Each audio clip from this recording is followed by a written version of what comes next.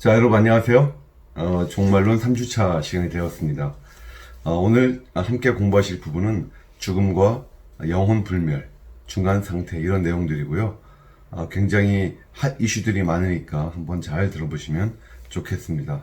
오늘은 개혁주의 종말론 7장부터 9장까지를 중심으로 말씀을 드리겠습니다. 먼저 종말론 전체 수업의 개관을 한번 설명을 드릴게요. 종말론은 우리가 지난번에 제가 이미와 아직 말씀드렸잖아요. 그래서 이미 실현된 부분들이 있죠. 현재 종말론 또는 실현된 종말론이라고 그러고, 아직 이루어지지 않은 종말의 내용들을 다루는 미래 종말론, 이렇게 나눌 수가 있는데, 후쿠마는 이 실현된 종말론, 현재 종말론 이 말을 별로 좋아하지 않아요. 왜냐하면 마치 이 말은 종말에 대한 내용들이 다 이미 실현되어서 남아있지 않은 듯한 느낌을 주기 때문에, 후쿠마는 이 말보다는 시작된 종말론, 이 말을 좋아합니다. inaugurated. 그러니까 이제 막 개시된 거예요. 이제 개봉한 거예요. 그러니까 완성은 아직 되어 있지 않다는 것이죠. 시작된 종말론을 위해서 지난번에 저희가 나눈 내용들 기억하시죠? 구약과 신약의 종말론적인 예언들과 성취되는 내용들을 쭉 봤고요. 또 인간의 역사를 쭉 보면서 종말론이 어떻게 결국은 시작이 되었는지를 보았고, 또 하나님 나라에 이미와 아직의 긴장이 있다는 것을 지난주에 보았고, 또 종말의 영으로서 성령께서 어떻게 종말론을 이끌어 가시는지를 이제 지난주에 보았습니다. 오늘은 이제 미래 종말론을 시작하는데요. 미래에는 개인적 종말론과 우주적 종말론 두 가지가 있다고 보시면 됩니다. 이 중에서 오늘은 개인적 종말론을 나눌 겁니다. 여기에는 육체적 죽음, 인간이 육체로 죽고, 또 영혼 불멸, 이런 거 많이 들어보셨죠? 인간의 영혼이 죽지 않고 살아있는 영혼 불멸, 그리고 중간 상태. 중간 상태는 우리가 육신이 죽으면 그걸 끝이 아니고, 나중에 우리 예수님이 재림하시고 하나님의 심판이, 마지막 심판이 있으실 것인데, 그때까지 인간의 영혼 같은 것이 어떤 상태로 존재하고 있을 것인가, 여기에 대한 것이 이제 중간 상태죠. 이것도 상당한 핫 이슈에 속합니다. 그리고 이제 다음 주부터 배울 내용은 우주적 종말론이에요.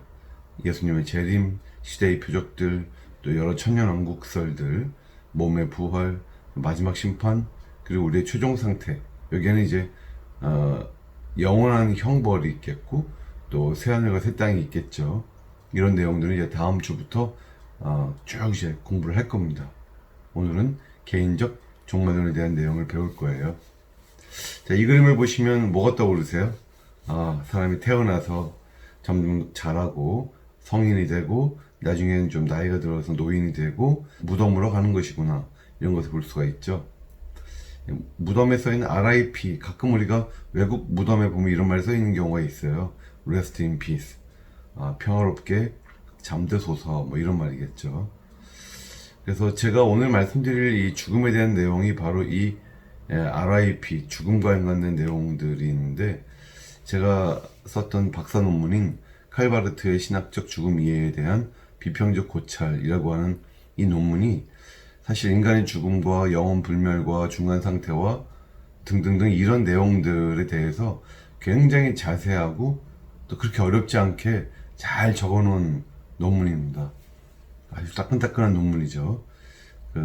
이 논문은 여러분 도서관 가시면 다 구하실 수 있고요.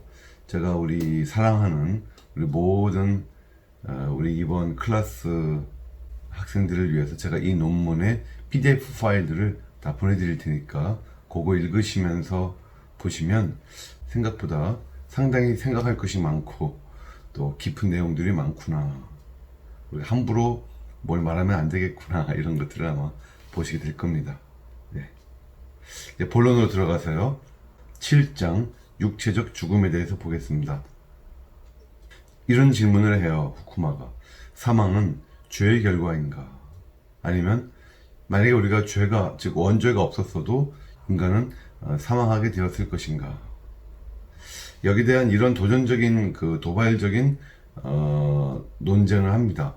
인간이요, 범죄하기 이전부터 이미 동식물들은 분명히 죽음이라는 것을 맞이하고 있었을 것이다 라는 거예요.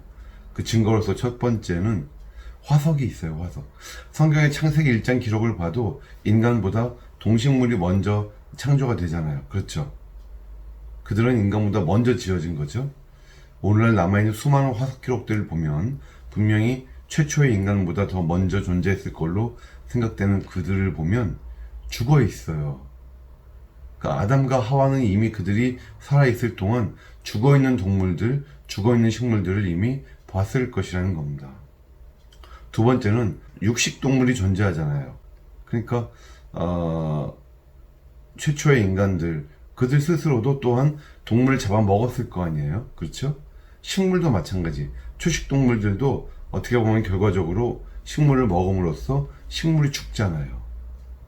그래서 최초의 인간들의 죽음과 따로 떨어져서 이미 동물들이나 식물들은 죽음이라는 것이 익숙해져 있는 상황이었을 것이다. 그런 거고요.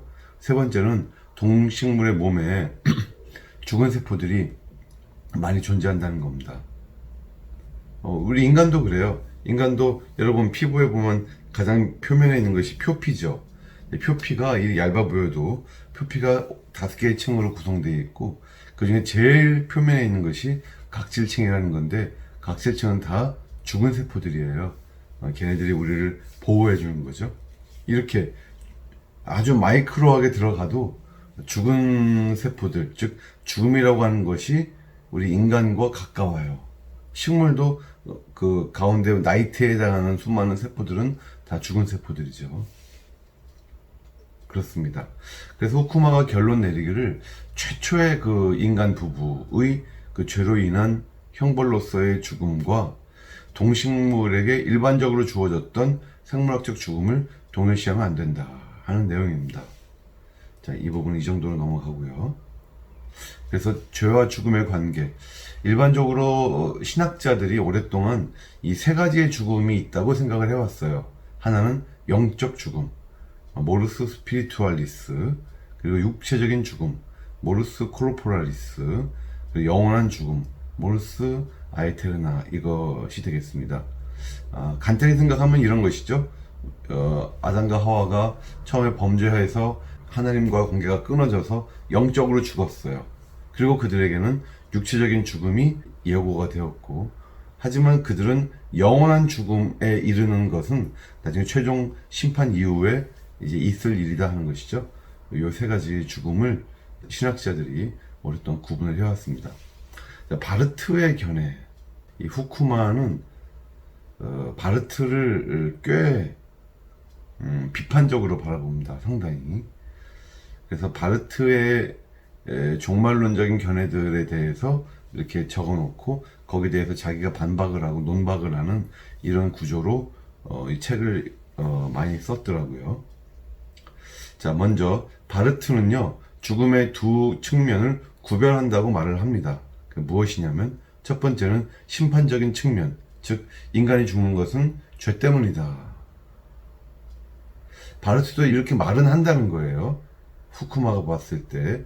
그런데 이것이 바르트의 이 주제에 대한 최종 판단이 아니다. 그러면 진짜 중요하게 여기는 건 무엇이냐? 요거라는 거예요. 자연적인 측면. 그러니까 인간은 원래 죽게 되어 있다는 거죠. 그래서 그 근거는 바르트는 이렇게 말을 한다는 겁니다. 죽음은 하나님의 선한 창조의 한 측면이다. 그리고 두 번째, 우리가 인간이 죄 때문에 죽어야만 되었지만 그 심판을 예수 그리스도가 십자가 위에서, 갈보리 위에서 다 제거해 주신 것이다. 결론적으로 바르트는 인간은 비존재에서 출발을 해서 이 땅에 출생을 하죠. 그 제한된 시간 동안 지내다가 다시 비존재로 돌아가도록 하나님이 애초에 창조 때부터 정하신 존재다라고 생각을 한다는 겁니다. 여러분은 어떻게 생각하세요? 제가 보기에는요, 뒤에도 좀 나올 얘기긴 하지만 이렇게 죽음의 두 측면을 구별하는 것이 바르트만이 아니라 많은 신학자들의 공통적인 이런 의견입니다. 그리고 사실 후쿠마도 여기에 대해서 반박을 하면서도 결국은 이 두 가지를 다 얘기해요. 좀 이따가 말씀을 드릴게요. 오히려 어떤 부분에서는 바르트도 그렇게까지 생각하면 안 돼 하는 부분을 오히려 후쿠마는 또 말을 하고 있는 부분도 있어요. 그래서 저는 바르트에 대해서 너무 색안경을 끼고 보면 안 되고, 특별히 이 인간의 죽음과 연관되어서는 바르트에게서 많은 귀중한 인사이트를 우리가 배울 수 있다고 생각합니다. 뭐 그 내용들을 좀 이따가 보겠어요. 그리고 아까 바르트의 최종 판단이 심판적 부분이 아니다 이렇게 말을 했는데 뭐 맞는 말이기도 합니다. 하지만 바르트가 자신의 교회 교의학에서 우리의 죄 때문에 인간이 죽는 것, 즉 우리의 죽음이 심판적인 의미가 있다 라고 하는 것을 굉장히 강조한다는 사실은 미리 말씀드립니다. 바르트가 굉장히 강조를 해요. 자, 이제 바르트의 견해와는 다른 성경의 증거들로서 후쿠마가 드는 것 첫 번째는 창세기 2장 말씀입니다. 여호와 하나님이 그 사람에게 명하여 이르시되 동산 각종 나무 열매는 내가 이무이를 먹되 선악을 알게 하는 나무 열매는 먹지 말라. 내가 먹는 날에는 반드시 죽으리라 하시니라. 여기 이 말씀 보시면요, 내가 먹는 날에는 그랬죠. 여기에 대해서 해석이 두 가지가 있어요. 첫 번째는 내가 먹는 날에는, 먹는 그날에는 on that day 이거죠. 바로 그날은 내가 이렇게 죽게 될 것이다 이거죠. 그런데 안 죽었잖아요. 아담과 하와가 그날. 여기 대해서 사망 선고가 즉각적으로 집행되어야만 했지만 하나님의 일반 은총 때문에 연기가 된 것이다. 이렇게 해석을 하는 사람들이 있고, 조금 더 일반적인 해석은 이겁니다. 내가 먹는 날에는 이것을 내가 그걸 먹기만 하면 넌 틀림없이 이렇게 해석을 하는 거예요. 즉 이 말을 히브리어 관용구로 이해한다는 것이죠. 성경에 그런 관용구가 여러 번 나옵니다. 예를 들어서 열왕기상에 보면 솔로몬이 시므이에게 이런 말을 하죠. 내가 나가서 기드론 시내를 건너는 날에는 반드시 죽임을 당하리니. 근데 실제로 시므이가 건넜을 때 그날 죽지 않았어요. 그러니까 이것은 건너기만 해봐라. 그럼 넌 반드시 죽을 거야. 이런 의미라는 것이죠. 바로도 모세에게 다시 내 얼굴을 보지 말라. 내가 내 얼굴을 보는 날에는 죽으리라. 근데 나중에 보면 모세가 바로 얼굴을 다시 보았을 때 안 죽었죠. 맞습니다. 그래서 이 말은 히브리어의 관용구다 하는 것이죠. 이제 반드시 죽으리라. 이 내용은 또 어떻게 해석을 할 수 있냐면요. 여기서 말하는 죽는다가 히브리어 동사는 무트인데, 무트라는 동사의 일차적인 의미는 육체적으로 죽는다 이 뜻입니다. 그런데 성경에서 일반적으로 생명과 연관된 가장 중요한 의미는 하나님과의 관계, 하나님과의 교제거든요. 따라서 여기서 말하는 죽을 것이다, 이 사망의 가장 깊은 의미도 하나님과의 관계가 깨어지는 것, 즉 하나님과의 분리로 보는 것이 옳다는 것이죠. 즉 육신적으로 죽는 것은 물론이거니와 영적으로 죽는 것을 이 말이 반드시 포함을 할 것이다 라고 하는 겁니다. 이거는 신약에도 나와요. 에베소 말씀 보면 그는 허물과 죄로 죽었던 너희를 살리셨도다 그랬죠. 맞아요. 허물과 죄 때문에 너희들이 죽어 있었다 그랬죠. 영적인 죽음을 말하는 것이 분명하죠. 또한 요한복음 17장에 보시면 영생의 정의가 이렇게 나옵니다. 영생은 곧 유일하신 참 하나님과 그의 보내신 자 예수 그리스도를 아는 것이니이다. 헬라어에서 안다라는 건 기노스코라는 말인데, 히브리어 구약 성경에 알다는 야다라는 말은요, 부부가 서로를 알다 그 뜻이에요. 그 정도로 가장 깊은 알물 말하는 것이죠. 그래서 요한복음 17장에 나오는 이 영생의 정의는 우리가 하나님과 예수 그리스도를 아는 것에 있다, 영생이. 이 말은 그만큼 가장 깊은 관계의 교제의 관계가 회복되는 것이 영생이다 이 말이죠. 그래서 어쨌든 반드시 죽으리라 이 말은 육신의 죽음과 영적인 죽음을 다 포함할 것이다 이렇게 본다는 겁니다. 결론적으로 후쿠만 이렇게 정리를 해요. 인간은 범죄 즉시 첫 번째 영적 죽음을 맞이했어요. 이건 이미 일어난 사실이에요. 그런데 필연적인 육체적 죽음이 선고되었어요. 반드시 죽을 거예요. 이거는 누구도 벗어날 수 없도록 육체적인 죽음이 선고가 되었어요. 당장은 아니고 일정한 기간을 살다가 죽기는 하겠지만 어쨌든 이건 반드시 필연적으로 선고가 된 겁니다. 근데 세 번째, 영원한 죽음은 그런 운명에는 처하게 되었지만 하나님께서 개입을 하신다는 거죠. 아담과 하와는 하나님의 은혜가 개입되지 않았다면 당장 필연적인 영원한 죽음이 선포되었겠죠. 선고되었겠죠. 하지만 우리가 잘 아시는 원복음 창세기 3장 15절 말씀을 보면 하나님의 개입이 선포가 됩니다. 예수 그리스도가 이 사탄의 치명상을 입히실 거라는 거죠. 머리를 상하게 하실 거라는 거죠. 그래서 우리들은 하나님의 선택을 받아서, 은혜로 선택을 받아서 택자가 되어서 우리에게는 영원한 죽음이 임하지 않을 것이다 하는 거예요. 왜냐? 우린 예수님을 믿고 있으니까 말이죠. 두 번째 이제 바르트의 내용에 대한 논쟁거리 말씀은 역시 창세기 3장 19절입니다. 내가 흙으로 돌아갈 때까지 얼굴에 땀을 흘려야 먹을 것을 먹으리니 내가 그것에서 취함을 입었음이라. 너는 흙이니 흙으로 돌아갈 것이니라 하시니라. 여러분 이 말씀 잘 보면 너는 원래 흙에서 지음받았고 열심히 땀을 흘려야 수고해야 먹을 것이고 너는 흙이니까 흙으로 돌아갈 것이다. 마치 이 말씀은 인간의 죄와 무관하게 아주 자연스럽게 인간은 원래 죽게 되어 있어 이런 말씀처럼 느껴지죠. 얼핏 읽으시면. 근데 밑에 제가 읽어보겠습니다. 이 본문은 죄와 상관없이 무관하게 인간에게 주어진 죽음의 운명을 묘사하는 건 아닙니다. 왜냐하면 이게 3장 19절이죠. 이 본문은 하나님이 죄에 대해서, 즉 뱀의 죄에 대해서는 14, 15절, 여자의 죄에 대해서 16절, 또 남자에 대해서는 17절, 19절에 하나님이 그 정하신 형벌을 묘사하는 본문 한가운데 등장하기 때문입니다. 즉 이것은 인간의 죄에 대한 결과에 대한 내용 가운데 들어가 있는 거라는 거죠. 따라서 죽음은 자연현상이 아니라 인간의 죄로 인해서 인간에게 임한 저주의 한 측면이다. 여러분 어떻게 생각하세요? 여러분이 또 제가 살다 보면 나중에 죽잖아요. 육체적으로 죽습니다. 그게 과연 죄 때문인가? 원죄 때문인가?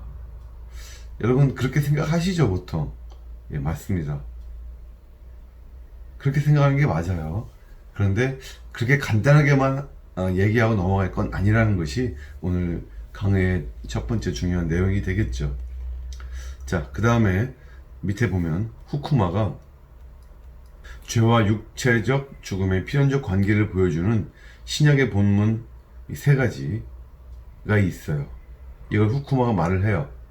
죄 때문에 인간이 죽는 것이다 라고 하는 증거로 신약의 세 가지 말씀을 근거로 드는데 제가 그건 여기다 적어놓지 않았습니다. 왜냐하면 그 내용들은요 모두 그 본문 속에 그 몸이 죽는다, 그 몸이 죽는다고 하는 그 몸을 어떤 육체적인 몸이 아니라 어떤 영혼 육으로 되어 있는, 영혼과 육체로 되어 있는 어떤 전인적인 몸으로 그 몸을 이해를 한다 그러면 이게 모두 육체적인 죽음의 징벌적 의미의 근거로 받아들이기는 좀 힘든 내용들이라는 거죠.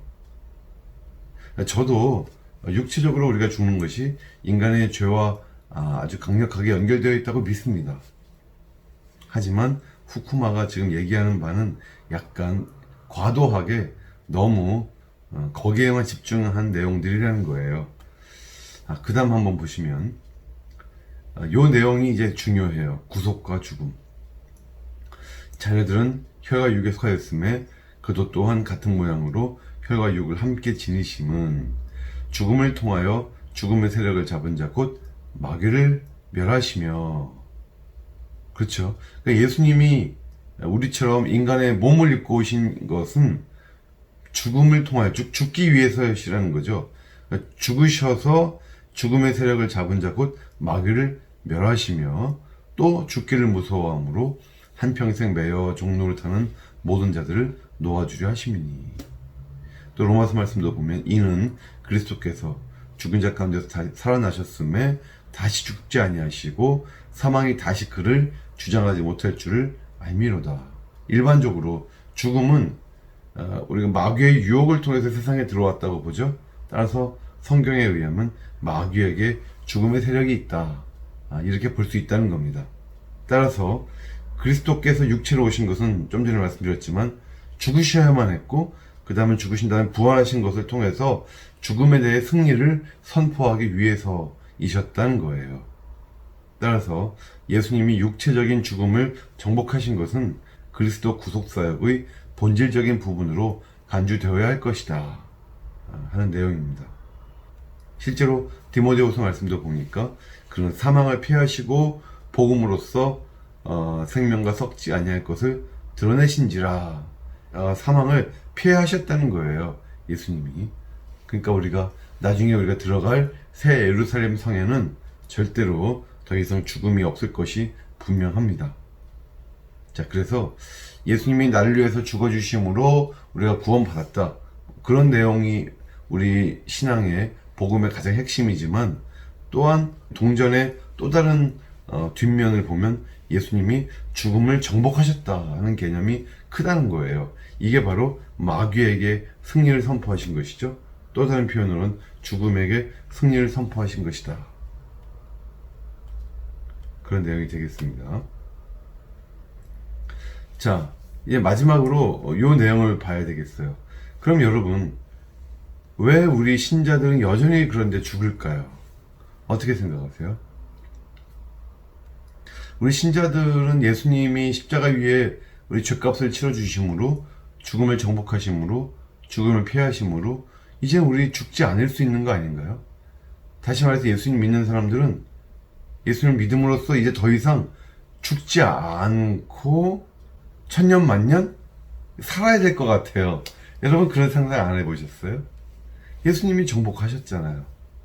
아니면 구약에 나오는 엘리야처럼 우리도 이 땅에 살다가 그냥 승천해버리는 이런 일이 일어나야 되는 거 아닐까요? 자, 그런데 하이델베르크 교리문답에도 이 질문이 나온다는 거죠. 신자들은 왜 여전히 육체적으로 죽어야 하는가? 여기에 대한 답변이 이렇습니다. 우리의 죽음은 우리 죄를 위한 보상이 아니고 죄에 대해서 죽는 것이고 영생에 들어가는 것일 뿐이다. 자, 먼저 여기 보시면 우리 죄를 위한 보상이 아니다. 그렇죠? 우리가 이제 육체적으로 죽는 것은요, 우리 죄에 대한 대가로 형벌을 주는 게 아니라는 거예요. 보세요. 그리스도에게 죽음은 우리가 받아 마땅한 죄에 대한 보상이고 져주셨어요. 그걸로 주님은 죽으셨어요. 저주로 죽으신 겁니다. 하지만 그리스도 안에 있는 우리에게는 더 이상 죽음이 죄에 대한 형벌이 아니고 복의 원천이다. 이거 아까 바르트가 한 말이잖아요. 그러니까 저는요, 개인적으로 바르트가 약간 오해의 소지를 살 만한 오해의 소지를 가지고 있는 그런 말도 많이 했다는 건 저도 인정합니다. 하지만 적어도 오늘 후쿠마가 말하는 바르트를 아주 이상하게 너무 과도하게 나아가 버린 것처럼 말한 것은 좀 인정하기 어려워요.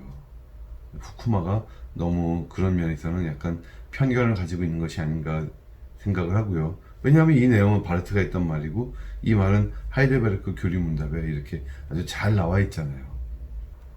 두 번째, 신자들에게 그렇다면 죽음은 지금은 뭘 의미하는 것이냐? 첫 번째, 아까 죄에 대해 죽는 것이요, 그랬죠? 맞아요. 왜냐? 우리가 이 땅에서 아무리 성화가 되고 살아도 우린 죽는 그날까지 죄를 완전히 정복을 우리는 못해요. 우리 힘으로. 우리는 계속 죄를 짓는다고요. 언제 그 일이 끝나요? 죽으면. 죽음은 우리가 죄 짓는 일에 종지부를 찍는 일이 될 겁니다. 그런 의미에서 우리가 죄에 대해서 죽는 것, 더 이상 죄를 이제 지을 수가 없는 상태가 되는 것이 바로 죽음이다 하는 거죠. 또 하나의 의미는 여기 영생에 들어가는 일이다 그랬죠? 맞아요.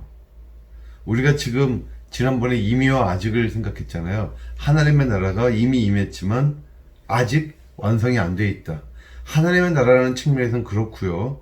또한 우리 개인의 축복된 영생과 연관되어서는 우리가 영생을 이미 누리고 있지만 그 완성은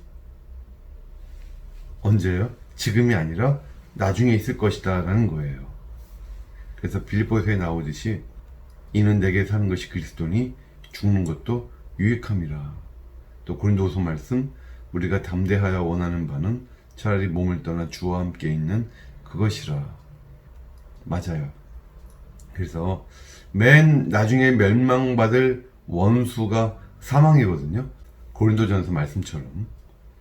그래서 맨 나중에 멸망받을 원수인 사망이 그리스도를 말미암아서 이제는 그 사망이 우리의 친구가 되었다. 왜냐? 죽음을 통해서 우리가 진짜 영생으로 진짜 하늘 복락에 들어가는 문이 열려지기 때문에 사망은 죽음은 우리의 친구로 볼 수 있겠다라고, 이게 누가 한 말이냐면요, 지금 후쿠마가 한 말이거든요. 근데 바르트의 교회학 책에 보면 바르트가 분명하게 아주 강조해서 이런 말을 합니다. 아무리 주님이 죽음을 정복하셨고 또 죽음을 통해서 우리가 영원한 하늘 복락으로 갈 수 있는 문이 열리는 것이라고 할지라도 우린 죽음을 결코 친구로 부를 수는 없다. 친구로 부르면 안 된다. 죽음은 여전히 악이라는 거예요. 악. 자, 이렇게 보면 후쿠마가 좀 더 나아갔죠. 예. 그렇습니다. 그래서 저는 후쿠마의 말도 일리가 있다고 생각하고 또 바르트의 말도 일리가 있다고 생각하고요. 여러분도 이렇게 해서 육체적 죽음이 다 끝났는데 결론이 이거예요. 그러니까 인간의 죽음은 세 가지예요. 영적 죽음, 육체적 죽음, 그리고 영원한 죽음이 있고, 이 영원한 죽음은 우리 예수님 믿는 자들에게는 결코 임할 수가 없는 것입니다. 우리에게는. 하지만 영적인 죽음은 이미 에덴 동산에서부터 이미 임해왔고, 그 다음에 육체적 죽음도 죄의 결과로서 선포가 되었다는 거죠. 이 두 가지 죽음은 우리가 당연히 맞이하고 있는 것인데, 영적인 죽음은 예수님을 믿음으로 해결이 되었고, 육체적 죽음은 예수님을 믿음으로써 해결이 되었다기보다는 죽음은 하나님이 여전히 우리가 영생에 이르는 관문으로서, 또 죄에 대해서 죽는다고 하는 의미로서 우리에게 남겨놓으신 거죠. 다만 육체적 죽음은 더 이상 우리가 내 죄 때문에 죽는 것은 아니다 라는 거예요. 자, 이 부분은 이 정도로만 이해하고요. 여기 대해서 훨씬 더 심각한 논쟁도 많거든요. 그 내용들은 제 논문을 읽어보시면 알기 쉽게 잘 정리되어 있습니다. 예, 여기까지 공부하시느라 수고하셨고, 잠깐 쉬신 뒤에 다시 뵙겠습니다.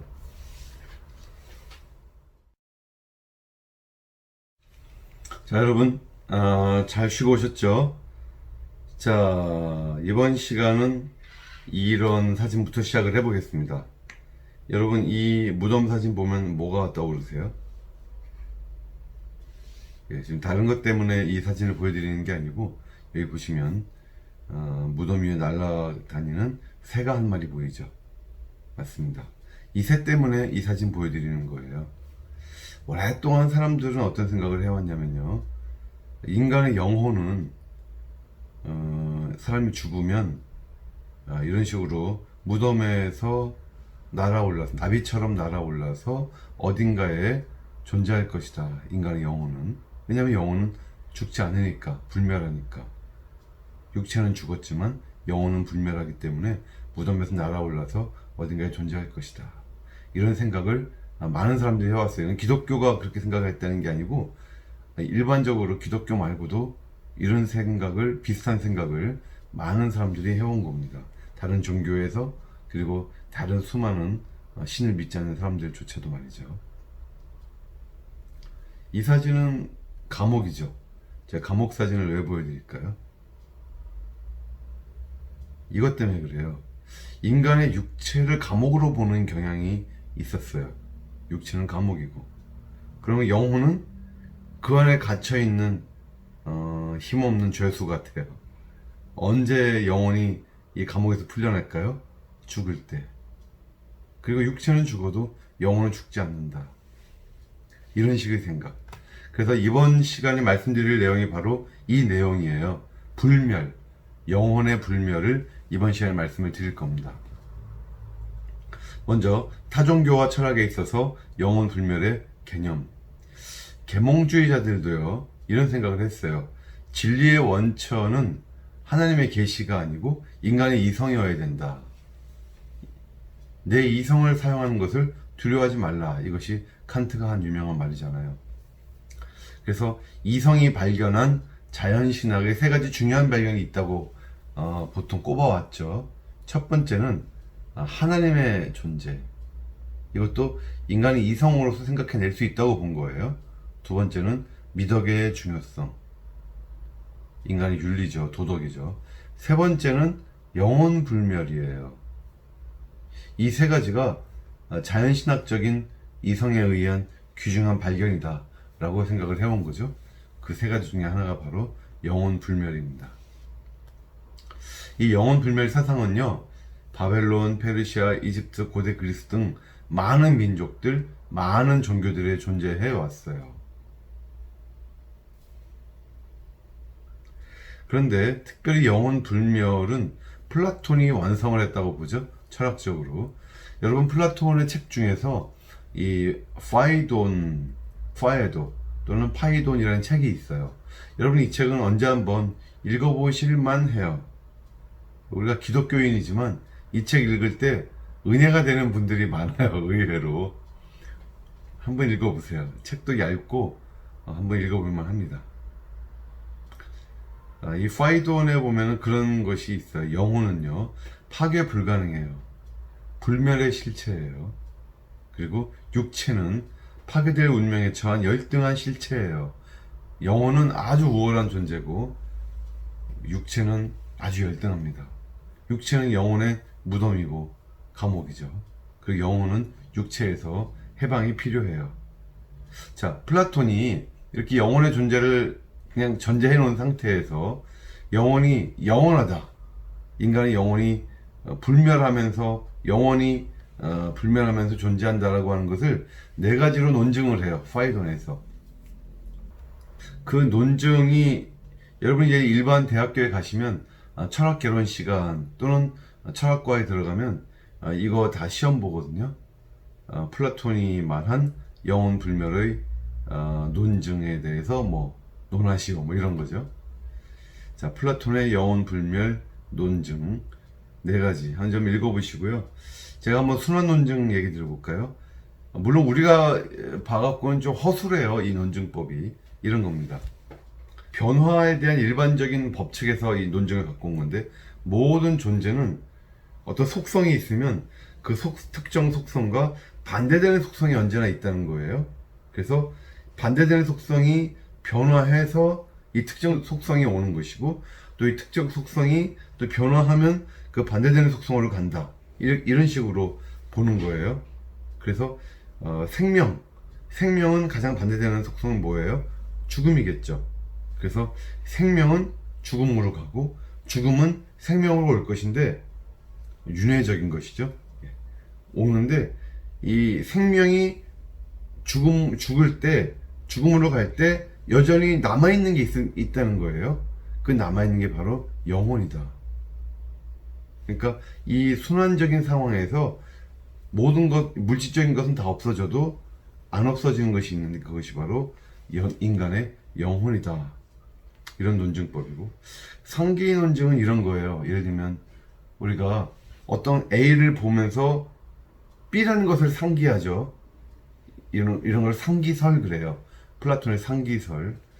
A를 통해서 본 적도 없는 B를 우리가 상기하고 기억해낸다고 하는 뜻은, 우리가 인간이 태어나기 전에 이 B를 본 적이 있다는 거예요. 그러니까 그것이 기억이 난 거죠.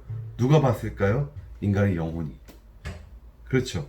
그러니까 그러니까 이 상기설 또 상기 논증은 영혼의 선재성, 그러니까 나라는 사람이 있기 전부터 존재했던 그런 영혼에 대해서 얘기하는 거죠, 사실은. 그러니까 상기 논증은 사실은 영혼 후재성, 영혼이 불멸하면서 계속될 것이다 보다는 영혼의 선재성을 입증하는 논증법입니다, 원래는. 근데 또 이렇게 생각을 하면 돼요.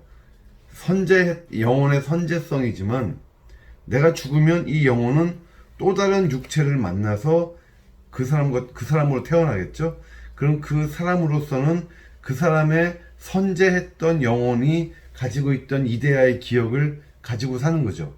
그러니까 나로서는, 그러니까 그 사람으로서는 영혼의 선재성이지만 나로서는 그 영혼은 내 영혼의 후재죠.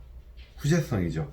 이런 식으로 영혼의 선재성으로 후재성을 연역시키는 방식으로 영혼 불멸 사상을 이렇게 논증한다는 것이고, 뭐 나머지 논증법은 시간 되면 한번 읽어보세요. 이런 식으로 플라톤과 고대 그리스 철학은 인간의 영혼이 당연히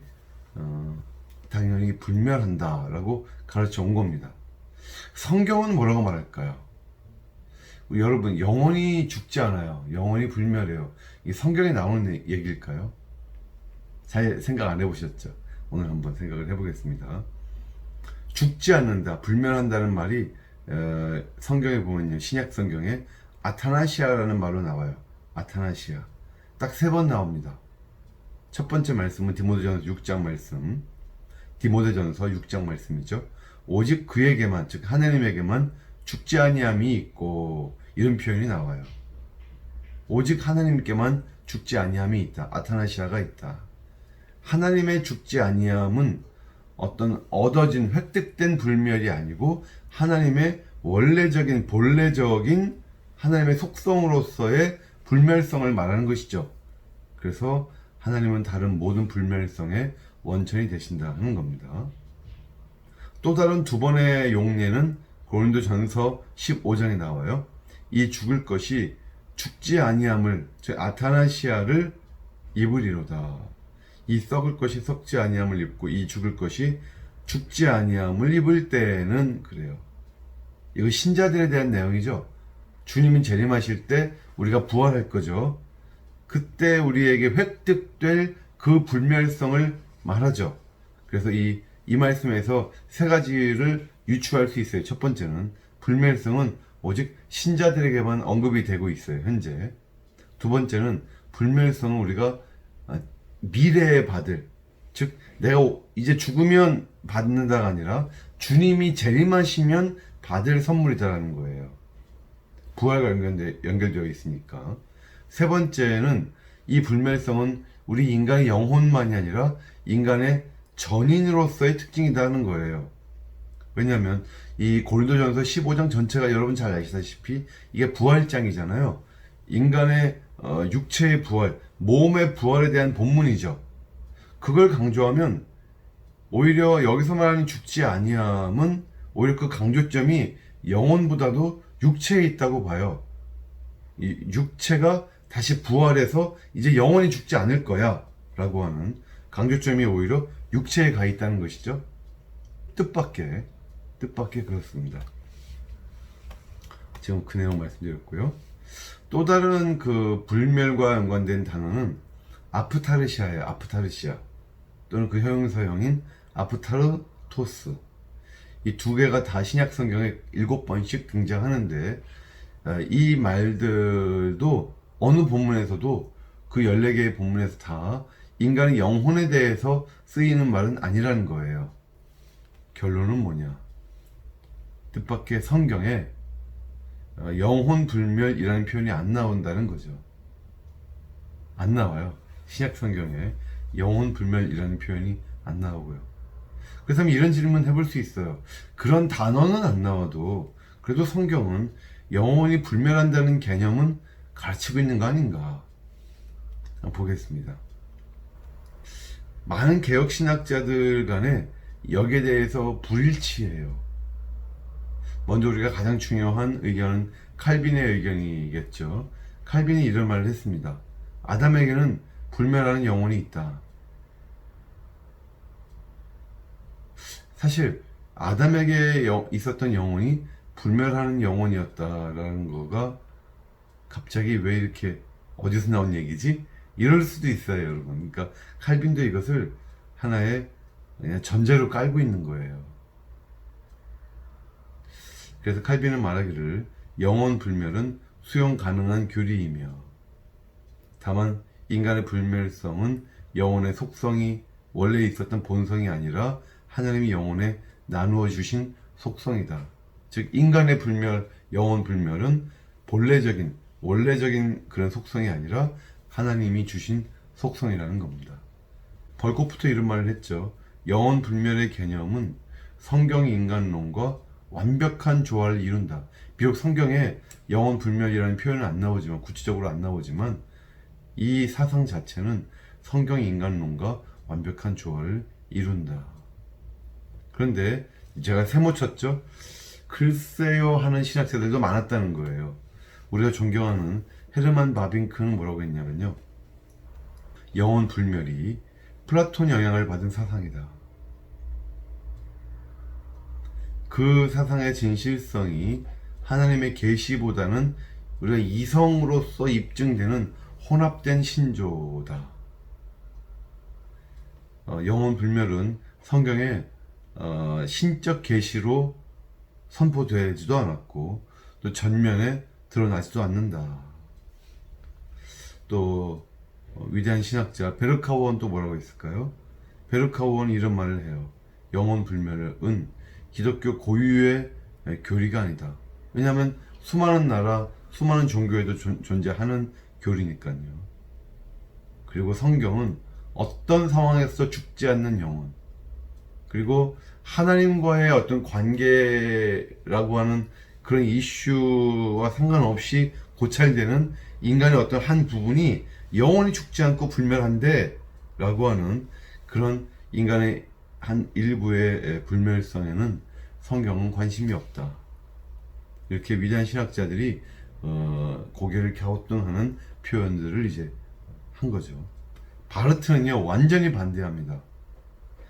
바르트는 이렇게 표현을 해요. 사람이 죽은 뒤 그의 영혼이 나비처럼 무덤에서 날아올라 불멸을 위해 어딘가에 보존되어 있을 것이라는 생각은 이교적이다. 이건 이단이다.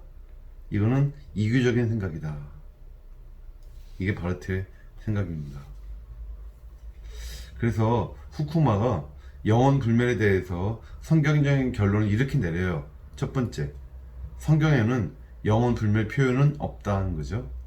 그리고 불멸이라는 단어가 나온다 할지라도 아까 우리 봤듯이 그건 하나님에게 쓰이는 단어고 아니면 부활한 상태의 전인, 영혼과 육체가 함께 어우러지는 그 전인이 죽지 않을 것이다 라고 하는 그런 표현으로 쓰이고, 또 썩지 않을 멸류관, 또 썩지 않는 말씀의 씨 등에 적용되는 것이고, 인간의 영혼의 단독으로 적용되는 예는 성경에 안 나온다는 것이고요. 두 번째, 본래적인 영혼의 불멸성, 이것은 우리 신학의 주제, 성경의 주제가 아니라 철학자들이나 생각하는 철학적인 주제다, 이렇게 말을 한다는 것이죠. 그래서 사실은 그래서 일부 신학자들은 이런 말도 해요. 영혼 불멸 자체는 우리가 부인하기 어렵다. 그렇다면 영혼 불멸 그러면 마치 불멸, 불사조, 불멸하는 어떤 위대한 어떤 존재, 마치 이런 것이 떠오르니까 불멸보다는 불사 정도로 말하자. 영혼 불사, 영혼은 죽지는 않는다. 이 정도를 표현하는 걸로 충분하지, 영혼 불멸, 불멸은 하나님께나 우리가 돌릴 수 있는 표현이 아니겠느냐, 이렇게 말을 한다는 겁니다. 그것도 일리가 있는 내용이죠. 세 번째, 영혼 불멸 이 자체는요, 그리고 이 용어 자체는 죽음 이후에 우리 삶의 질에 대해서 아무것도 말하지 않아요. 거기 아무것도 포함이 안 되어 있다는 거죠. 이것은 성경의 강조점도 아니다. 성경이 강조하는 바는 하나님과 동떨어져 사는 삶은 곧 죽음이다. 그리고 하나님과의 교제, 하나님과의 친교 회복되는 것이, 이것이 참된 삶이다라는 거죠. 거기에 어디 영원히 불멸한다 이런 내용이 어디에 포함돼요? 그죠? 하나님과 함께하는 것, 그리스도와 함께하는 것이 중요하다는 것만 성경에 나온다는 거죠. 그리고 이것이 바로 뒤에 한 번 더 나오는 내용입니다만, 이렇게 하나님과 가깝게 일체 그리스도와 연합되어 있는 것이 죽음 이전의 우리 신자들의 실존이고, 또한 죽음 이후의 실존이다. 이것이 성경의 중요한 강조점이지, 인간의 영혼이 불멸하다, 인간의 영혼은 영원히 죽지 않는다, 이런 식의 내용은 전혀 성경적인 표현법도 아니고 성경의 강조점도 아니라는 거죠. 자, 마지막으로 인간 미래에 대한 성경의 핵심적인 메시지는요, 아까 우리 봤지만 육체의 부활입니다. 우리 몸의 부활이에요. 오히려. 왜냐하면 하나님은요, 인간을 총체적으로 창조하셨어요. 영혼과 육체를 이렇게 함께 지으신 것이지 그 따로 국밥으로 만드신 게 아니다라는 거죠. 그래서 육체는 영혼에 비해 열등하지 않고 인간 실존에 있어서 비본질도 아니다. 그러니까 육체를 무시하고 열등하게 여기는 것은 전혀 성경적인 것이 아니고 전혀 기독교적인 것이 아니라는 거예요. 인간의 영혼이 육체로부터 하루 빨리 탈출해야만 된다는 사상은 굉장히 비성경적인 것이다. 오히려 성경에 의하면 인간의 육체는 영혼의 무덤이 아니라 오히려 성령의 전이죠. 또한 그래서 성경적 종말론의 핵심 사항은 성경적 종말론의 우리 인간의 미래 종말론은 영혼의 불멸이 아니라 몸의 부활, 즉 육체의 부활에 있다는 거예요. 꼭 기억하세요. 우리가 오스카 쿨만 얘기 지난번에 많이 했는데 오스카 쿨만이 이미와 아직의 그 긴장을 굉장히 종말론의 중요한 화두로서 강조했지만 또 하나 오스카 쿨만의 위대한 업적 중에 하나는 영혼 불멸이 우리가 얘기해야 될 미래 종말론의 핵심이 아니라 우리 육체의 부활, 몸의 부활이 우리 기독교가 정말로 귀중하게 여겨야 될 미래 종말론의 핵심이다 라는 것입니다. 이해되시죠? 근데 부활에 대해서는 우리 다음에 자세하게 배울 시간이 있으니까 이 정도로 하겠습니다. 참고로 여러분 구원론에서 칭의, 성화, 영화 이렇게 나누잖아요. 구원의 논리적인 3단계를 칭의, 성화, 영화. 그 영화가 구원론의 영화가 종말론의 바로 부활에 해당합니다. 그러니까 영화가 부활이다 생각을 하면 구원론과 종말론이 여기에서 만나는구나 이제 여러분 이해하실 수 있겠죠. 예, 한 20분 지났네요. 잠깐 쉬시고요. 좋은 시간 보내시고 다음 시간에 뵙겠습니다. 자, 잘 쉬고 오셨죠? 드디어 마지막 시간입니다. 자, 마지막 시간은 무덤 사진부터 출발을 할게요. 무덤의 RIP, Rest in Peace, 평화롭게 잠드소서. 자, 그런데 정말 잠들어 있을까요? 여러분, 사람이 죽어요. 육체는 뭐 죽었습니다. 인간 영혼은 그럼 어떻게 될까요? 영혼이 진짜 자고 있을까요? 아니면 영혼은 정말 아까 얘기했듯이 이렇게 나비처럼 홀홀 날아서 어딘가 존재하고 있을까요? 아니면 혹시나 영혼도 죽은 거 아닌가요? 뭐 등등 여기 대해서 여러 가지 생각을 해볼 수 있겠죠. 자, 여기는 어떤가요? 수많은 무덤들이 이렇게 오와열을 맞춰서 이제 잘 조성되어 있죠. 무덤이 인간의 육체가 이렇게 나란히 다 묻혀서 썩어가고 있는데 과연 인간의 영혼은 어디 있는 것이란 말인가? 어떻게 생각하세요? 자, 이런 내용들을 이번 시간에 좀 배울 겁니다. 중간 상태에 대한 내용이에요. 질문은 뭐냐? 사망과 부활 사이에 그 사람이 죽었죠. 그러면 나중에 주님 재림하시면 부활하겠죠. 그 시간 동안 그게 어떤 사람들한테는 2000년이고 어떤 사람들한테는 100년이고 어떤 사람들한테는 뭐 한 1년이겠죠. 어쨌든 그 시간 사이에 인간의 영혼은 어떤 상태로 있을 것인가, 여기 대해서 중간 상태다 라고 대답을 한다는 겁니다. 이 상태가 바로 중간 상태다. 아우구스티누스 이후의 교회는 어떻게 가르쳐 왔냐면 인간은 죽으면 부활 때까지 안식 가운데 있다 또는 고통 가운데 있다. 불신자들의 경우에 말이죠. 그래서 구원의 완성 또는 심판의 완료를 기다린다. 그래서 로마 카톨릭은 이것을 연옥 교리로 발전시켜요. 연옥에서 대기하고 있는 거예요. 그리고 종교개혁자들도 이런 그 중간 상태 교리 자체는 부인하지는 않았습니다. 예를 들면 우리 그 루터 같은 경우 또는 아나베프티스트들 같은 경우는 영혼 수면설을 주장했어요. 인간이 죽었죠? 그러면 인간의 육체는 죽었어도 인간의 영혼은 잔다는 거예요. 죽지 않고 한숨 자고 깨어나면 그때가 바로 주님이 재림하실 때라는 것이고 내가 부활할 때라는 거죠. 하지만 칼빈 같은 경우는 수면설을 극구 반대합니다. 반대하고 인간의 영혼은 육체가 죽으면 진짜 칼빈이야말로 나비처럼 이렇게 영혼이 날아올라서 하나님의 아브라함 품속에 하나님 품속에서 부활 때까지 대기하고 있는다. 이것이 칼빈식의 중간 상태 이론이죠. 베르카워가 이런 말을 해요.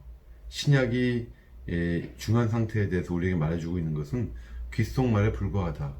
그러니까 귓속말로 알기 어렵게 소곤소곤 들려주는 것에 불과하다는 거죠. 중간 상태 교리에 대해서 많은 학자들이 비판을 해요. 예를 들면 베르카워.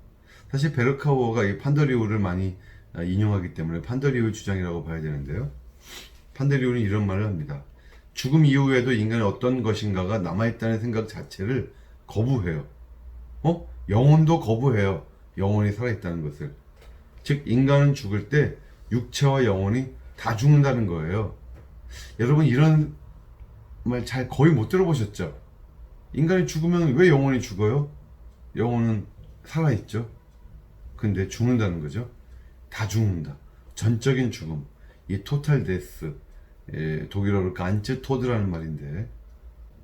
그러면 영혼이 죽으면 나중에 우리가 부활할 때 내가 이수근이었던 거, 또 내가 뭐 김철수였던 것이 어떻게 입증이 될 것이며, 부활한 그 사람과 다 죽었다고 하는데 지금의 현재의 나와 어떻게 연속성이 있을 수 있느냐. 여기 대해서는 현세와 내세에 우리가 가질 연속성은 우리 영혼, 우리 인격에 있지 않고, 예를 들면 하나님의 기억에 있다 이렇게 주장하는 학자들이 있어요. 하나님이 기억하신다는 거예요. 그리고는 하나님의 기억에 의해서 우리를 부활시키신다.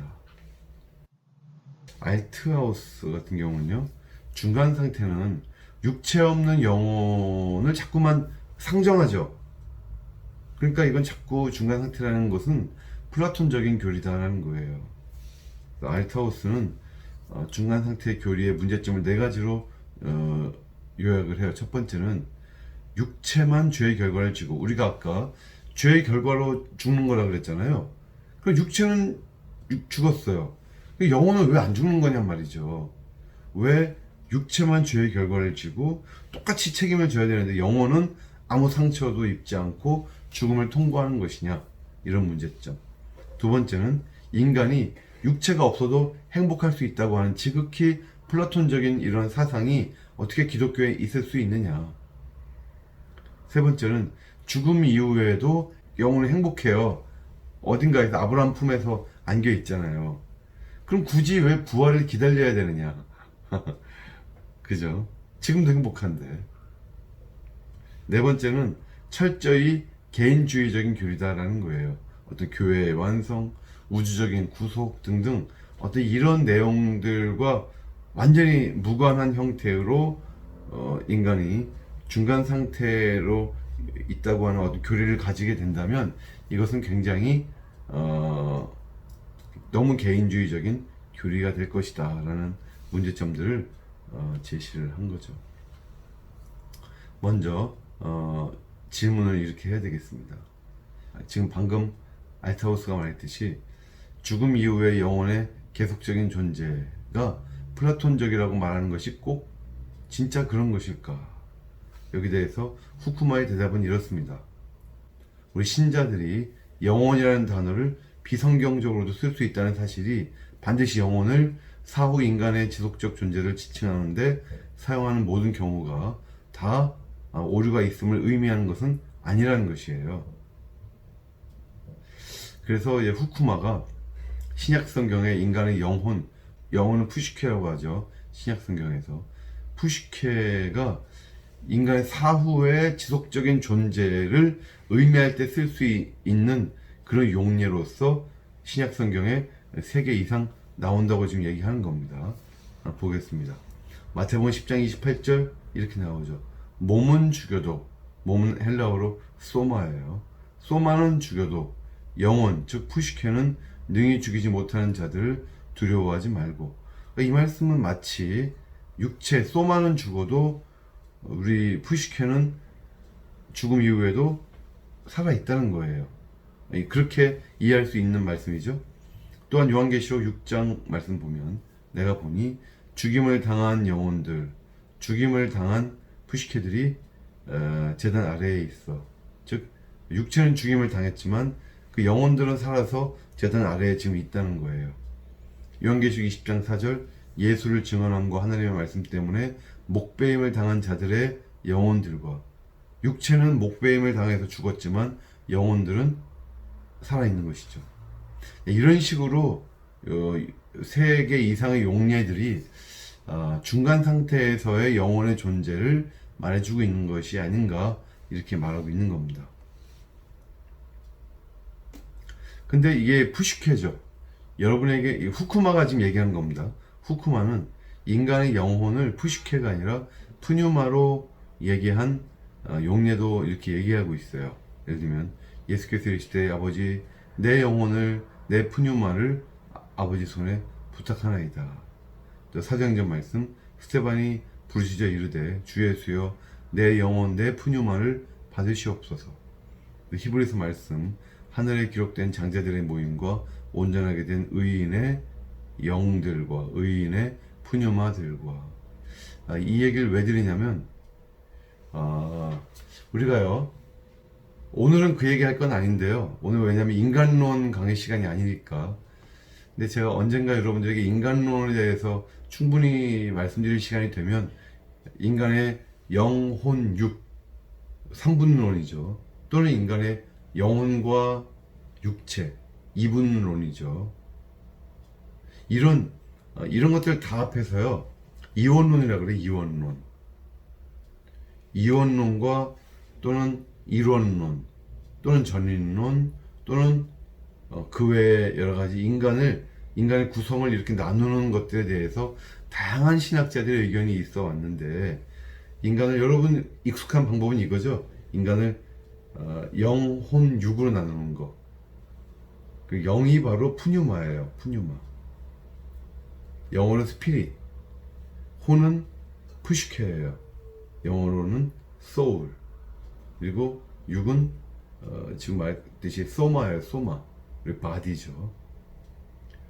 그런데 이제 이렇게 3분법으로 나누는 것은 오늘날 아주 일부 이단이나 아주 일부 그런 분들 빼놓고는 대부분의 개혁주의와 대부분의 기독교인들은 그저 영혼과 육체, 인간의 비가시적 부분은 영혼으로, 인간의 소울로, 그리고 인간의 가시적 부분은 인간의 몸, 육체로, 바디로 이렇게 두 개로 나눠 갖고 생각을 합니다. 영혼과 육체. 제가 쓴 논문에 여기 대해서 자세히 나오거든요. 여기 대한 논쟁 사가 나와요. 또 잘 읽어보시기 바라고요. 제휴법이라는 말도 있어요. 인간의 푸시케 또는 푸뉴마 또는 소마라고 하는 그 말로써 인간 홀맨, 인간 전체를, 전인을 표현할 수 있다는 것, 일부로서 전체를 표현할 수 있다는 이런 제휴법적인 표현이 많이 나온다는 것은 그냥 상식적으로 알아두시기 바라고요. 여기 대해서는 나중에 다시 공부를 하겠고, 이건 좀 오늘 언급을 해야 되겠네요. 이원론과 전인론이 있어요. 이원론, 특히 심신이원론이라고 그러죠. 듀얼리즘이라고 해요. 플라톤은 상호무관론, 아까 우리 감옥 사진 보여드렸죠. 육체는 감옥이고 영혼은 그 속에 들어가 있어요. 하루빨리 탈출해야만 돼요. 영혼과 육체는 아무 관련이 없어요. 완전히 무관한 존재죠. 친하지도 않아요. 이게 플라톤 스타일이라면, 데카르트의 이원론은 국지적 연결론이라 그래요. 데카르트는 어떻게 생각했냐면요. 인간의 영혼과 육체가 만나는 접점이 있다고 본 거예요. 그 소통하는 어떤 채널이 있다고 본 거예요. 어디냐? 여러분 두뇌에 들어가면요. 영어로 피니얼 글랜드라는 데가 있어요. 피니얼 글랜드. 송과선이라고 그러죠. 송과선. 두뇌에 송과선이라고 하는 부위가 있고 그 송과선이 바로 인간의 육체와 영혼이 만나는 접점이다. 이렇게 국지적으로 연결되어 있다. 이렇게 보는 것이죠. 그런데 오늘날 많은 학자들이요, 특히 많은 신학자들이 영혼과 육체의 이원성은 인정해요. 영혼과 육체는 심지어 분리될 수가 있어요. 분명히 이원적이에요. 듀얼리티가 있어요. 하지만 듀얼리즘, 따로따로 생각하기는 거부하는, 그렇죠? 영혼에 대해서만 생각하고 또 육체에 대해서만 생각하기를 거부하는, 그냥 같이 보자는 거예요. 이거 홀리스틱이라 그러죠. 통전적인 어떤 전체를 한꺼번에 보는, 그죠? 홀리스틱하게 인간의 영혼과 육체를 한꺼번에 보려고 하는 시도들이 많아지고 있는 거예요. 고전적인 이원론과는 좀 다르죠. 예를 들면 후쿠마는 심신상관적 통일체라는 말을 씁니다. 사이코소마틱 유니티. 그런데 인간의 영혼과 육체의 심신상관적 통일체로 인간을 봐야 된다고 하는 요거는 잠정적인 거예요. 일시적인 거예요. 이거 언제 깨져요? 인간 죽으면 깨지는 거예요. 그리고 이건 불완전한 거예요. 나중에 부활할 몸이 완전체고 아직은 우리는 아직은 이제 불완전한 존재라는 거죠. 또 뭐 통전적 이원론 이런 말도 쓰고요. 홀리스틱 듀얼리즘이죠. 또 이원적 전인론, 헷갈리죠 좀 이게. 이원론인지 전인론인지 좀 헷갈리는데 어쨌든 이원적 전인론 또는 기능적 통전주의 이런 말들을 쓰면서 고전적인 플라톤적인 이원론에서는 벗어나 있는 이런 이론들이 있습니다. 하지만 이런 이론들은요, 실체적인 이원론을 전제해요. 그러니까 영혼과 육체는 분리 가능하다는 거예요. 그러니까 실체적 이원론을 전제하는 것들이고, 또 인간의 중간 상태에서는 육체를 떠난 영혼, disembodied soul 그러죠.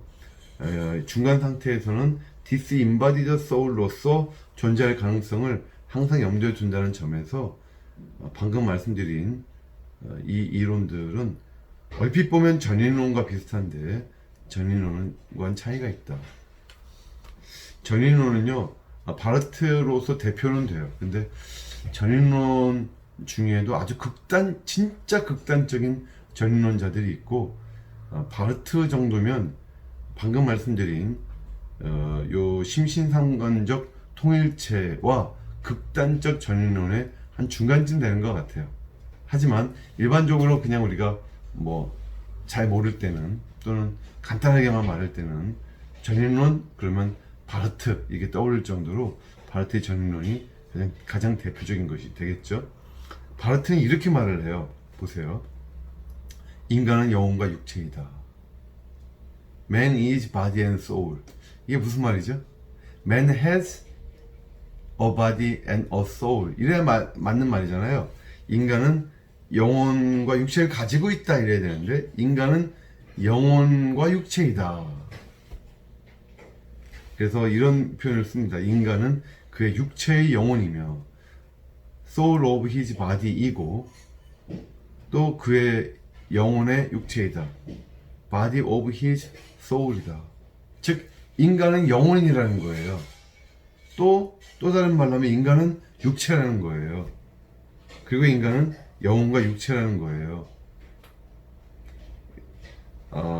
그래서 바르트에게 있어서는 영혼과 육체는 따로 그러니까 구분은 원래는 누구나 구분은 하죠. 영혼과 육체를 구분은 하지만 아까 방금 말씀드린 심신상관적 통일체나 통전적 이원론 이런 분들은 구분도 되고 분리도 되지만 그래도 항상 같이 생각하자는 거였는데 바르트에 의하면 구분은 돼요.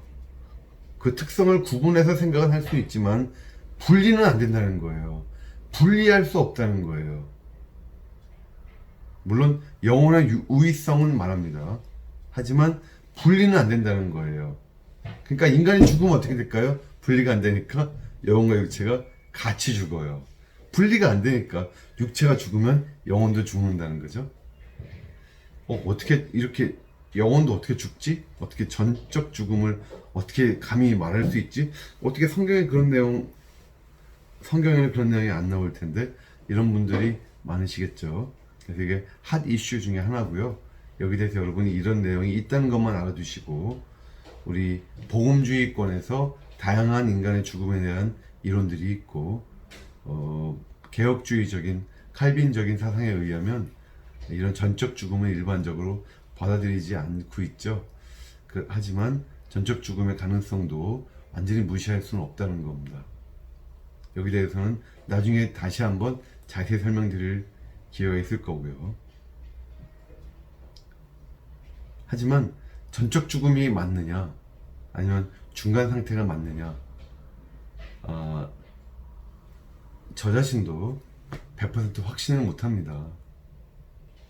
우리가 예수님 믿지 않으면 영원의 형벌을 받고 예수님을 믿어야만 구원받고 이것처럼 100% 확실한 진리가 있지만 방금 말씀드렸듯이 어떤 이원적 전인론으로 봐야 되느냐 아니면 진짜 완전한 전인론적으로만 인간을 바라봐야 되느냐 하는 요 내용, 또 중간 상태를 인정하느냐 또 전적 죽음을 봐야 되느냐 하는 이 내용들은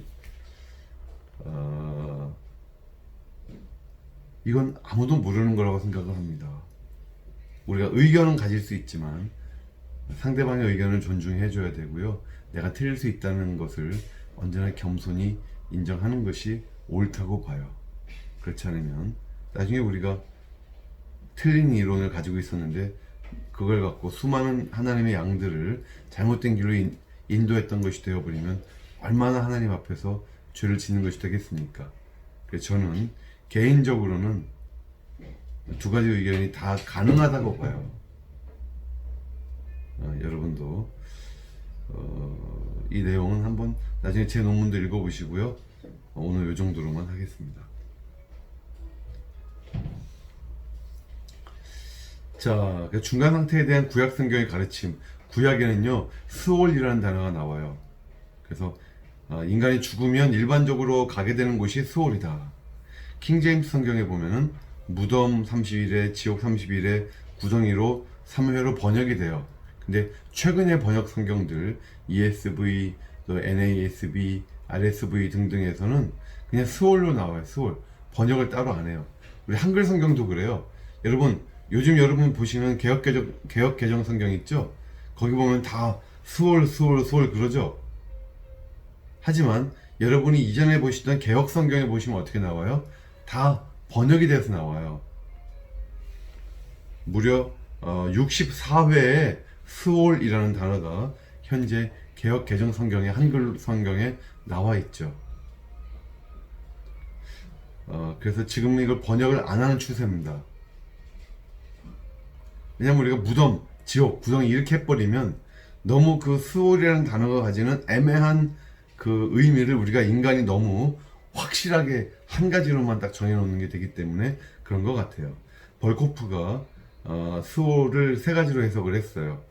첫 번째로 스올을 죽은 자들의 영역으로 봐요. 그러니까 경건한 자나 경건치 않은 자는 죽으면 다 스올로 간다. 창세기 말씀.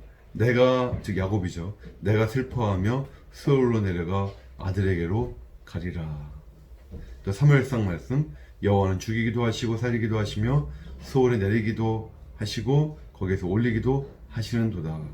스올은 죽으면 누구나 가는 곳이다 하는 것이죠. 그렇습니다. 근데 무덤의 의미로도 쓰일 수 있다는 거예요. 근데 후크만 말하기를 이게 스올의 일반적인 의미는 아닌 것 같다. 왜냐하면 히브리어에 케베르라고 해서 무덤이라는 단어가 따로 있거든요. 그래서 무덤으로 번역될 수 있는 이 스올의 어떤 그 본문들은 이것도 아까처럼 죽은 자들의 영역으로 번역해도 뜻이 아주 잘 통하고 아무 무리가 없다는 거예요. 예를 들어서 시편 말씀에 우리의 해골이 스올 입구에 흩어졌도다. 이걸 뭐 무덤으로 볼 수도 있지만 죽은 자들의 영역이라고 하는 그런 의미로 해석을 해도 아무 무리가 없죠. 근데 벌코프가 말했던 지옥이라고 하는 개념은 이거는 후쿠만 반대해요. 스월이, 왜냐면 지옥은요, 이거는 잠정적으로 있는 곳이 아니라 완전한 영벌 상태, 완전한 최종 상태잖아요. 그러니까 스월이 이런 상태를 의미한다고 지금 벌코프가 얘기했던 인용구들은 설득력이 없다는 거예요, 후쿠마가 봤을 때. 그래서 후쿠마는 스월에 대해서 죽은 자들이 잠깐 동안 있게 되는 영역, 이런 정도로만 해석하자, 이해하자, 이런 말을 하고 있는 겁니다. 하지만 구약 성경에도 죽음 이후에 악인과 의인의 분깃이 같지 않다는 확신이 이미 구약 성경에 있다는 것을 말합니다. 예를 들어서 시편 49편에 보시면요, 14절 15절에 연이어서 이렇게 나와요. 14절, 그들은 악인이거든요. 악인들. 그들은 양같이 소홀히 두기로 작정되었으니 사망이 그들의 목자일 것. 그러니까 계속 소홀히 있게 된다는 거예요. 악한 사람들은. 네, 바로 그 다음 구절 15절 보니까 하나님은 나를 영접하시리니 내 영혼을 스올의 권세에서 건져내시리로다. 의인과 악인이 죽은 다음에 뭔가 약간의 하나님이 이렇게 차별을 두실 것이다 라고 하는 그런 내용이 되겠죠. 그래서 하나님의 백성은 스올에서 구원받을 것이다 라고 하는 이 소망이 구약시대에 이미 이렇게 존재했다는 거예요. 다윗도 자기가 죽을 위협을 당했을 때 거기서 자기가 구원받을 것을 소망했고, 또한 심지어 후쿠마에 의하면 부활될 것까지도, 부활 소망도 다윗이 가졌을 가능성이 있다는 거죠. 말씀 보면 시편 16편 10절에 이는 주께서 내 영혼을, 즉 다윗의 영혼이죠, 이는 주께서 내 영혼을 스올에 버리지 아니하시며 그리고 주의 거룩한 자를 멸망시키지 않으실 것임이니이다. 그런데 이 똑같은 말씀을 나중에 사도행전에 보면 베드로가 이렇게 말해요. 그는, 즉 다윗이죠, 그는 선지자라 하나님이 이미 맹세하사 그 자손 중에서 한 사람을 그 위에 앉게 하리라 하심을 알고 미리 본 고로. 다윗은 알았어요. 미리 봤어요. 그래서 다윗이 그리스도의 부활을 말하되 그가 음부에 버림이 되지 않고 그의 육신이 썩음을 당하지 아니하리라 하더니. 이거 방금 봤던 시편 16편 10절 말씀이죠. 근데 아까는 스올인데 여기서 보니까 그가 음부는 하데스예요. 하데스. 그래서 이런 식으로 구약의 스올이 신약에는 하데스로 번역이 돼서 주로 나오는데, 그래서 이거는 이제 그리스도의 부활과 연관된 내용이죠. 그래서 다윗은 자신의 위협으로부터의, 죽을 위협으로부터의 어떤 죽음으로부터의 구원만 소망한 것이 아니라 또한 부활까지도 바라본 것이 아니겠느냐, 이렇게 봤다는 거죠. 신약 성경은요, 구약과 모순되지 않으면서 또한 구약의 가르침을 보완하고 확장한다는 것이죠.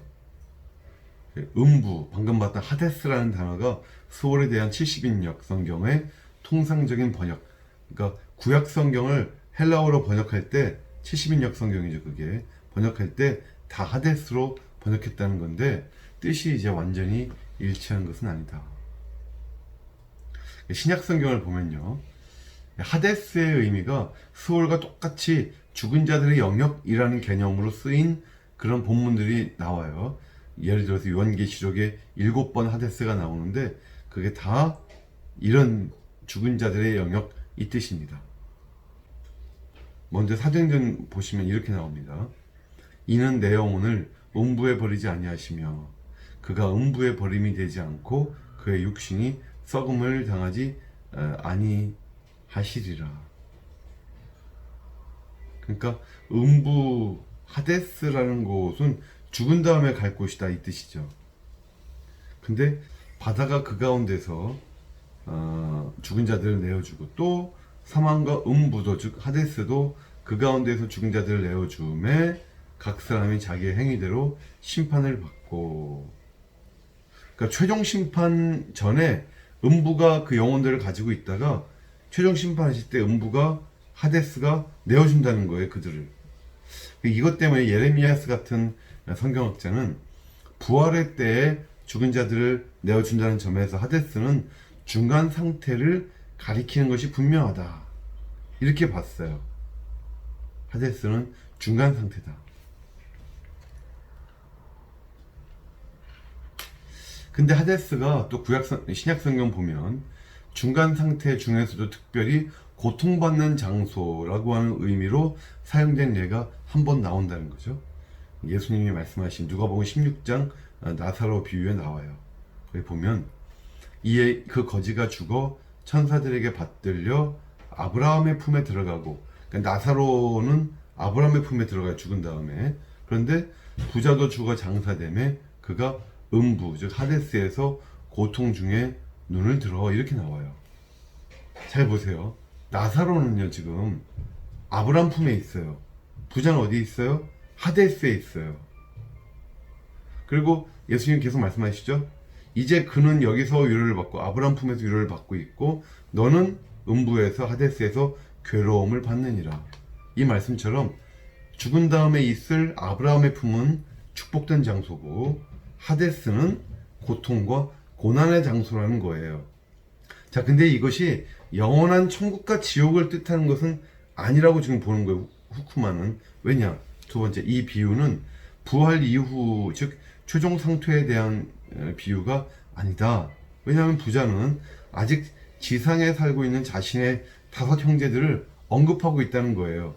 아직 주님의 재림과 최종 심판 상태가 아니라는 거죠. 따라서 이 비유에 나오는 그 죽음 이후의 삶은 중간 상태에서 발생하는 사건들에 대한 것이다 라는 거죠. 베드로후서 말씀도 보면 주께서 불의한 자는 형벌 아래에 두어 심판 날까지 지키시며 그랬잖아요. 심판 전까지, 최종 심판 전까지 불의한 악인들은 형벌 가운데서 그들은 대기하고 있다가 심판에 임하게 될 것이다, 이런 것입니다. 그래서 하데스가 중간 상태로서 악인들은 하데스에 가 있고 우리 신자들은 죽은 다음에 중간 상태로서 아브라함 품에 가 있을 것이다 라고 하는 것이 후쿠마의 믿음이고, 또 많은 신약학자들, 또 많은 복음주의자들의 믿음이다라는 거죠. 성경에서, 신약 성경에서 최종 형벌, 즉 지옥에 대해서는요 게헨나라는 단어가 따로 있어요. 그땐 게헨나를 쓴다는 거죠. 오직 몸과 영혼을 능히 게헨나, 지옥에 멸하실 수 있는 일을 두려워해라, 이렇게 나오듯이.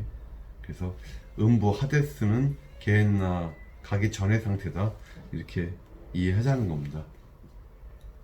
그래서 어떻게 이제 정리를 이제 해야 되겠죠. 후쿠마의 정리에 따르면 신자의 중간 상태에 대한 성경의 가르침 중에 우리가 낙원이라는 단어를 한번 보자는 거예요. 낙원.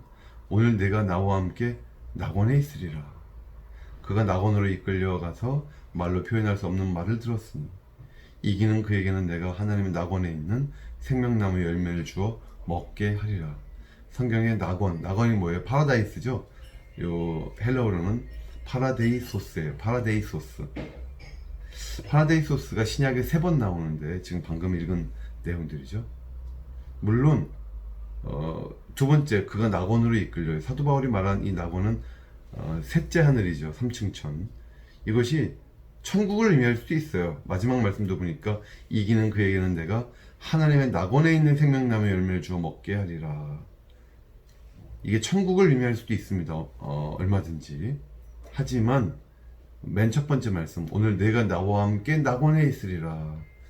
오늘 바로 천국에 들어간다가 아니라 오늘은 바로 어떤 아브라함 품 정도로 중간 상태를 예수님이 말씀하신 것일 수 있다고 만약에 볼 수 있다면, 낙원은, 즉 중간 상태는 그리스도와 함께 천상의 복을 누리는 상태일 것이다 라는 것이죠. 그리고 이 말씀은 결국은 적어도 중간 상태에 대한 이론 중에 하나인 영혼 수면설은 제외시킬 것이다. 왜냐하면 낙원에서 그리스도와 함께 이런 천상의 복을 누리는 것은 자면서는 할 수가 없는 거잖아요. 그렇죠. 그래서 낙원에 대한 말씀들은 적어도 영원 수면의 가능성은 제외해 주는 것이다. 그리고 그리스도와 함께 있는 삶을 말하는 것이다라는 거죠. 두 번째 말씀은 이제 이런 말씀이 있어요. 빌립보서 1장에 차라리 세상을 떠나서 그리스도와 함께 있는 것이 훨씬 더 좋은 일이라. 이 말씀 보면요, 세상을 떠나면 그리스도와 함께 있는 상태가 된다는 거죠. 그리스도와 강도와 함께 낙원에 그날 있으셨듯이 우리가 죽으면 그리스도와 함께 거하게 된다는 거예요. 그리고 그 삶이 현재의 삶보다 훨씬 더 좋은 상태라는 거예요. 훨씬 더. 그리고 이 말씀도 이 말씀은 영원 수면은 당연히 가능성을 제외하고 심지어 전적 죽음의 가능성도 배제해요. 왜냐하면 그리스도와 함께 있는 것이니까. 물론 전적 죽음 학자들은 그렇게 생각 안 하죠. 이 말씀 보면서 이 말씀에서 그리스도와 함께 있는다는 것이 꼭 중간 상태를 의미하는 것이 아니고 그게 바로 최종 상태가 아니겠느냐, 이렇게 말을 할 수도 있죠. 어쨌거나 후쿠마는 여기서 전적 죽음의 가능성을 배제한다는 겁니다. 자, 결론. 후쿠마의 결론은 이거예요. 죽은 신자들은 그리스도 안에서 죽은 자들이죠. 우리는 그리스도 안에서 죽은 자들, 믿음 안에서 죽은 자들입니다. 그래서 우리들은 살았건 죽었건 그리스도의 것이에요. 주님의 것이에요. 그러니까 생명도 심지어 죽음도 어느 것도 우리 그리스도 예수 안에 있는 하나님의 사랑에서 분리시킬 수 없는 거예요. 그러니까 내가 살았을 때도 그리스도와 연합되어서 그리스도 안에 있는 것, 또 내가 죽어서도 그게 뭐 중간 상태건 최종 상태건 죽어서도 여전히 그리스도와 함께 있는 것이 중요한 것이지, 중간 상태는 자꾸 이렇게 따지지 말자는 거예요. 칼빈도 그런 말을 했고 후쿠마도 자꾸 중간 상태에 대해서 따져봤자 별 소득이 없다고 이제 보는 거예요. 내가 그리스도 안에 있다고 하는 이 믿음만으로 충분하다는 겁니다. 어떤 상태에 있게 되건 간에. 또한 두 번째, 죽음은 그리스도인 순리의 여행의 끝이다. 우리는 미래에 대한 이중적인 기대가 아니라 하나의 기대를 가져야 된다. 그러니까 우리가 죽으면 우리의 미래 종말론은, 그러니까 개인 종말론에 있어서의 미래의 종말론이 두 개가 있는데, 하나는 중간 상태고 그 다음이 부활이다. 이렇게 두 개를 보지 말자는 거예요. 중간 상태와 부활은 우리 미래에 대한 우리의 하나의 기대가 가진 그냥 두 측면이다, 이렇게 보자는 겁니다. 둘을 구분하지 말고 둘을 하나의 연속성의 차원에서 보자. 그래서 아브라함의 품에서 영원한 부활의 때를 기다리는 상태에 있는 것으로 보자는 것이고, 믿지 않는 자들은 하데스에 거하다가 영원한 심판 이후에 게헨나로 갈 것을 우리가 생각해야 한다는 거죠. 이 연속성을 바라봐야 한다는 겁니다. 사실 이 내용들 말고도 얘기하자 그러면 할 말씀은 많은데, 후쿠마가 마지막에 내린 결론들 참 좋은 것 같아요. 뭐 중간 상태가 있건 없건, 또 중간 상태가 어떤 형태로 있건 간에 내가 그리스도와 함께 한다, 내가 그리스도 안에 있다, 이게 가장 중요한 거라는 거예요. 이게 가장 중요한 겁니다. 그러니까 우리가 어떤 상태에 있건 아무런 두려울 것이 없고 그저 우리 지적인 궁금증에 불과한 것이 아니겠느냐, 그런 겁니다. 자, 오늘은 이 정도로 하고요. 이 사진을 마지막으로 보여드리는 이유는, 이분이 뭔가 봉우리 한 개를 정복을 했는데 그 다음 봉우리를 보고 계시죠? 이제 개인적 종말론은 이제 오늘 끝났고, 다음 시간부터 이제 종말론 마지막 시간까지 계속 우주적 종말론에 대한 내용들만 한참 공부할 겁니다. 다들 건강하시고요. 다음 주 다시 뵙겠습니다. 감사합니다.